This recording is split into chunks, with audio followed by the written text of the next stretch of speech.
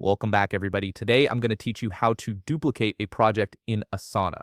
This is incredibly useful when you're running recurring workflows or want to use an existing project as a template without starting from scratch. First, head over to your Asana homepage and look at the left sidebar where you'll see your projects list. This is where all your active projects live, and it's your starting point for duplicating any project you need to replicate. Once you're there, locate the specific project you want to duplicate and click on it to open it.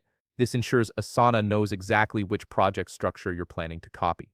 Now, at the top of the project page, you'll notice the project name with a downward caret icon next to it. Click on that caret icon to open the Project Actions menu. This menu gives you access to various project management options, including the duplicate feature we need from the drop-down menu that appears. Select Duplicate Project. This will trigger a pop-up window where you can customize exactly how your project gets duplicated. In the Duplicate Project pop-up, you'll see a project name field at the top. Click into this field and enter a new name for your duplicated project. Choose something that clearly distinguishes it from the original so you don't mix them up later. Here's where it gets important.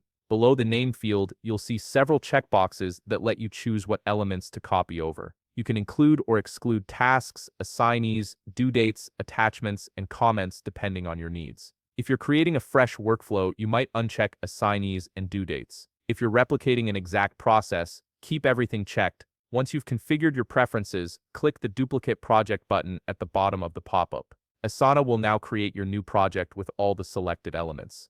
Give it a moment to process. Depending on the project size, this might take a few seconds. Once it's done, your duplicated project will appear in the Projects section of your left sidebar. Finally, click on the newly duplicated project to open it and review everything.